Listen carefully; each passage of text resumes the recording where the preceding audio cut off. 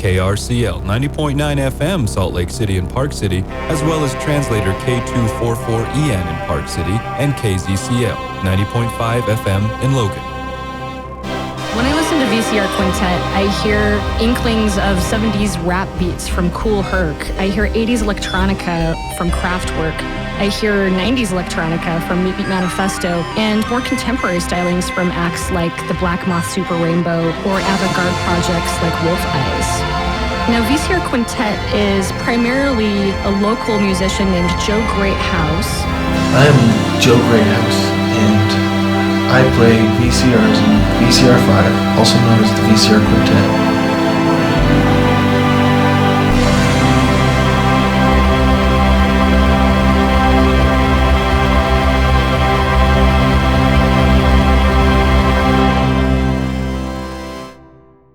I enjoy hiking and water skiing and Little Big Planet. I have several levels. I have lots of friends on the Little Big Planet network. I'm pretty popular, and they really like my levels on the Little Big network. They can't have enough of playing with my levels. VCR Quintet get their name from the process in which Greathouse uses to create his music.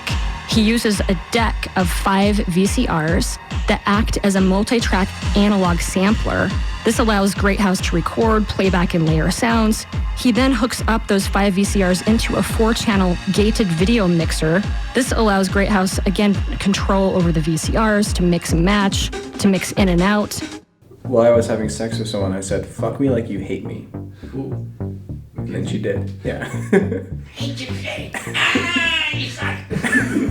Not like that. Jesus, Wow. Dave Chappelle. My name is Shane Smith. I like to make music. I like to make movies. I take a lot of photographs. I've participated in the Final Anomaly, which Joe was in. My own solo act is called The Future Kids. I've been playing that for about 5 years. Right now I'm in a group called High Council. The first time I met Joe, I was 19 years old, and I was working at a Salt Lake City record store. And he came in asking for new music, and I gave him a copy of Aphex Twin. I guess it was an influence to his style, because when you listen to old Aphex Twin and you listen to VCR5, pretty similar, yeah, works together very well. I've always been a person that while I can appreciate things like the guitar, I can appreciate things like the piano, they've never been that interesting to me. They've been so well explored, so well established, that as an instrument, they hardly ever produce something innovative or new.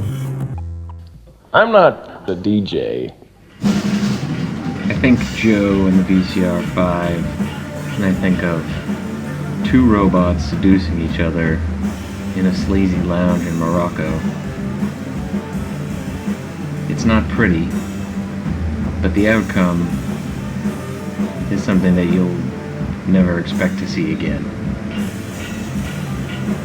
When I first saw Joe record at a show I was playing at, I was absolutely intrigued by his manner of production. I think the guy actually had multiple VCRs hooked up, and he had crossed the RCA cables, and he was creating music and visuals that I had never seen before.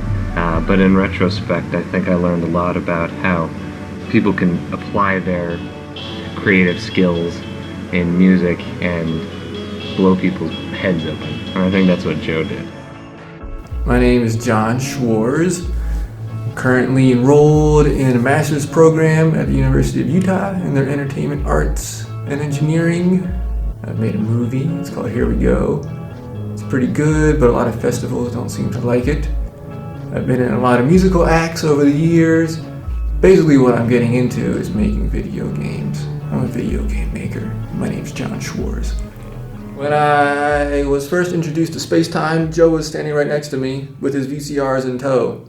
They were in a small little red wagon, and he was standing on top of it, wearing a cape, looking heroic. His last name is Greathouse. He lives up to this name so perfectly. I was in Final Anomaly as the main rapper guy, as the face projected on the screen. So Final Anomaly was a an idea that Joe started that he had a bunch of sketches of. And the sketches looked like cyberpunk stuff, like stuff from Akira or something like that. And he also had the idea of Max Headroom, who was that character on MTV in the 80s that was all kind of virtual and digitized and stuff like that, to a live performance where we have someone in a booth whose character, whose voice and face is captured live and then projected back out at the audience, either on a screen or on a scrim or whatever, and all created and edited live. And we made the booth and all the visuals and all the kind of coalesced, and we all played together for about a year. That was sweet. I felt very futuristic. I was futuristic. I was ahead of my time. We were ahead of our times. Maybe if we put all of our times together, we would have been even further ahead of our times, I guess. That would be a bad thing. Maybe that's what the problem was. We were each with our own time, but together we just jumped way beyond where time was. Watching him play those things is like watching someone exercise. Flipping the switch between the channels of the mixer, and pressing play vigorously and ejecting it, throwing out a tape and dropping it on the ground, and picking up another one and slamming it in there and slapping everything around. It was very, very percussive, even though the percussion wasn't part of the music. It's just a part of playing to get the machine to work. The quick movements, being able to manage a dozen different devices all at the same time, keeping in mind the progression of each of these different tapes, how they'd interact with each other, how the beat machine would support it, how he could loop it all and support it all. It's an intensely physical and mental engagement that he's going through the whole time. I think the interesting part of Joe's character was not related to our music or other creative endeavors, but it's like the other side of his personality outside of that whole sphere, like his socialization, his friends, the other sorts of people that he associated with. Like, I guess I just had this sort of like assumption that the people he hung out with outside of the music scene were going to be like me. And he was really supportive and showed a lot of just taking a chance on a kid who wasn't even good at playing music yet, but he knew that I was enthusiastic, and so he was really supportive of that. And for a long time, he was like an appliance repairman, and he'd repair like air conditioners and like refrigerators and stuff like that. And it was so outside of the character that I knew him to be. Like, he was like this super high tech, like retro chiptune, like enthusiast, and then like we'd just go to a party and he'd be telling stories about how he's repairing someone's refrigerator or air conditioner or something like that. It took me to 3 TV repair shops before I got here. And you're not doing badly, big fella. Good show, popular, successful. The VCR5's music is challenging. It's difficult to appreciate. It is not pop music. It is not popular. He reminds me kind of like Daniel Johnston. Underappreciated and misunderstood, but the intention is pure and strong. And now that we're actually doing this, like, I miss him a lot. And I want to get back in touch with him a lot. And I want to keep making music with him, because we just get lost in the mix of the day-to-day of going to work, of fixing a fridge, of making a graphic, of developing a website, whatever. And then like we move on to new projects and old things are forgotten. But now that you've resurrected this idea in this documentary, like, I really do miss it.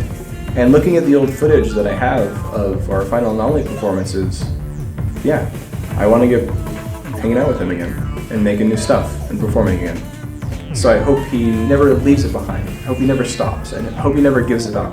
And he keeps pursuing it throughout his life, no matter what the mundane conditions of life throw up obstacles against us, to making music and producing things and to performing and making art. So, thanks, Joe.